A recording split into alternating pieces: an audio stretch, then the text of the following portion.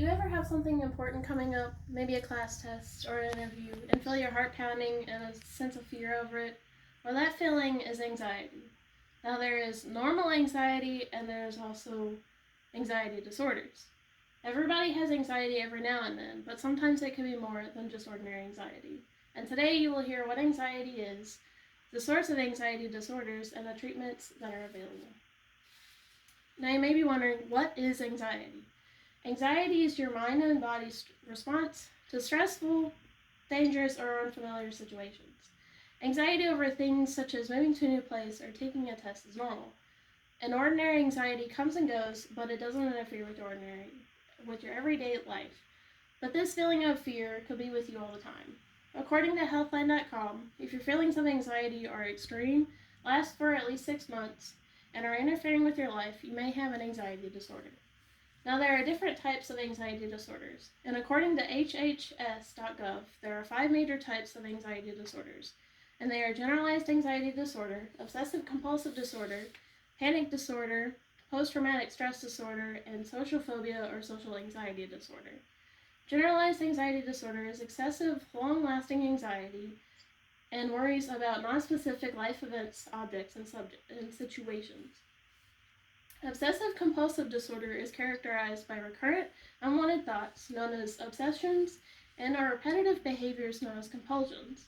Panic disorder is characterized by unexpected and repeated episodes of intense fear accompanied by physical symptoms. PTSD is an anxiety disorder which can develop after experiencing a traumatic event. Social anxiety disorder is overwhelming anxiety and excessive self-consciousness in everyday social situations. But there are other disorders that may be considered anxiety disorders or have anxiety as a symptom. These are just the 5 major types.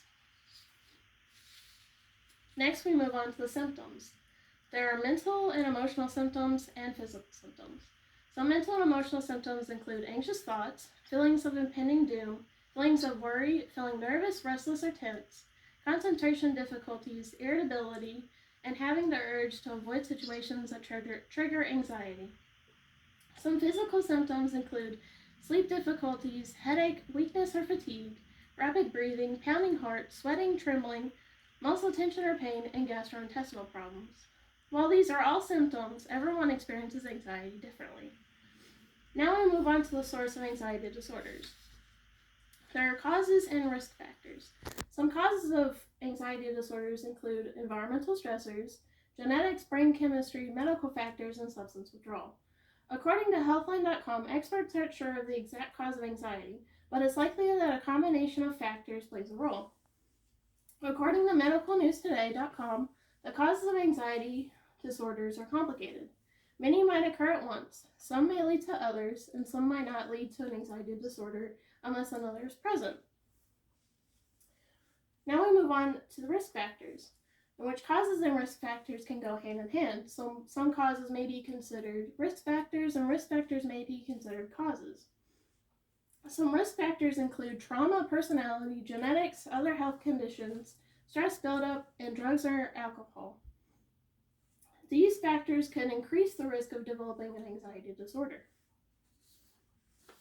Now you may be wondering, who is most at risk?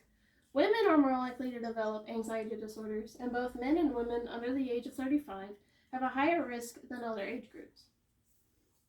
Now we'll move on to the treatment.